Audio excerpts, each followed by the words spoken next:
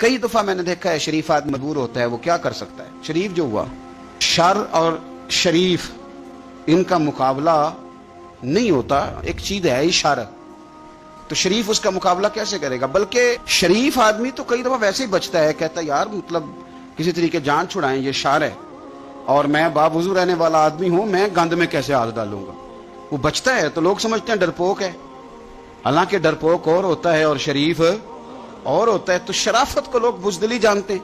नबी पाक सल्लल्लाहु अलैहि वसल्लम के सहाबी हजरत सईद बिन ज़ैद रज़ी अल्लाह ताला और अशरा मुबशरा सहाबी हजरत उमर के बहनोई हैं, और ये हवाला मैं आपको मुस्लिम शरीफ से अर्ज कर रहा हूँ। हजरत सईद बिन ज़ैद रज़ी अल्लाह ताला अन्हु वो खूबसूरत आदमी हैं जिन्हें दुनिया में चलते फिरते मेरे नबी पाक ने जन्नत की बिशारत अता फरमाई। बंदे का कद काठ देखें कि जन्नती बंदा, यानी इतना एतमाद हुजूर ने किया कि फरमाया इसके बाद वाले आखिरी दम तक के आमाल पर भी मैं जानता हूं ये जन्नतियों वाले काम करेगा। इतना बड़ा आदमी, लेकिन एक औरत ने आके झगड़ा शुरू कर दिया। अरबा उस औरत का नाम था।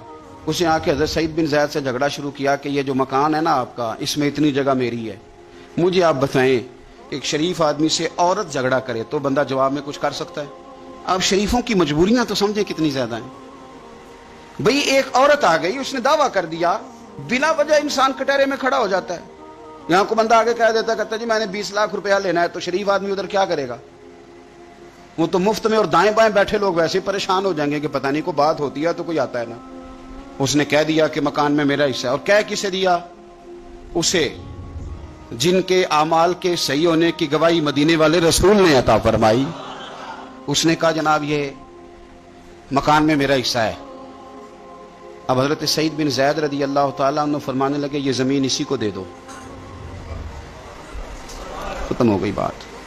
शरीफ आदमी कैसे झगड़ा करे?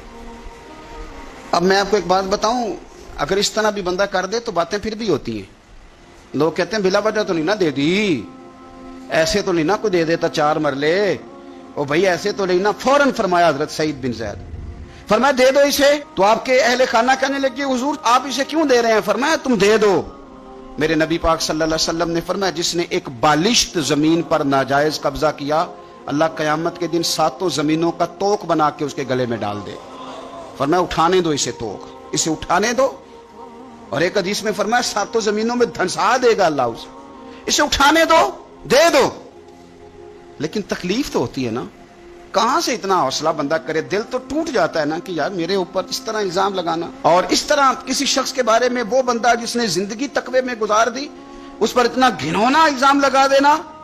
अब हजरत सईद बिन ज़ैद ने ना लोगों को कह दिया दे दो, लेकिन जब तन्हा गए तो दिल टूटा हुआ था, कलेजा फटा हुआ था, तबीयत परेशान थी। हाथ उठाए, कहा अल्लाह सच्चाइयां भी तू जानता है, झूठ भी तू जानता है, जाहिर चीजों को भी तू जानता है, छुपी हुई को भी तू जानता है। अल्लाह अगर ये झूठी है तो इसे अंधा कर दे, और अल्लाह ये जो जमीन इसने मुझसे ली है ना, फिर इसमें इसकी कब्र बना दे। बादशाह रहीम ने लिखा है कि हज़रत सईद बिन ज़ैद तो पहले विसाल कर गए, लेकिन वो औरत जमीन तो ले ली, घर में रहती थी पर अंधी होकर रहती थी, ढूंढती फिरती थी, दाएं बाएं जाती थी। तो लोग उसे कहते थे क्या बना? कहने लगे कुछ ना पूछो, मुझे सईद बिन ज़ैद की दुआ लग गई है, मुझे लग गई दुआ। तड़पती थी, रोती थी। कुआं खुदवाया हुआ था, अमीर लोगों ने घर में कुआं खुदवाया हुआ था, तो यूं लगता है कि पानी भी कोई नहीं पिलाता था, कोई नवासा नवासी पोता पोती भी करीब नहीं आता था। पानी पीने के लिए कुएं में गई तो अंदर डूब के मर गई, उसका घर ही उसकी कब्र बन गया। देखिए ना, लोग उस वक्त समझ रहे होते हैं, उस वक्त समझ रहे होते हैं कि जनाब देखा ना मेरा पता चल गया, हंस रहे होते हैं कि देखा मैंने कितना रुसवा कर दिया, देखा फिर फलाना कितनी मिन्नतें कर रहा था, देखा। और तुम्हें पता नहीं, तुम क्या समझते हो कि जिसको तुमने रुसवा करना चाहा उसका किसी वजीर मुशीर और बड़े आदमी से ताल्लुक नहीं था तो वो तुम्हारे हथे चढ़ गया? याद रखना, अगर उसका वजीरों मुशीरों से ताल्लुक नहीं ना गरीब का, तो अल्लाहु वलियुल्लज़ीना आमनू, अल्लाह तो वारिस है कि नहीं मोमिनों का? अल्लाह तो वारिस है कि नहीं मोमिनों का? नबी पाक तो वाली हैं कि नहीं अपनी उम्मत के? और वारसा मान करी ना वारसादा, रब बेवारसा करके मार दे। तो हम जब चल रहे होते हैं ना, तो फिर तो हमारी कद काठ का कौन मुकाबला करे, और जब हम चढ़ जाएं हवा के घोड़े तो फिर कौन हमारा रुख फेरे।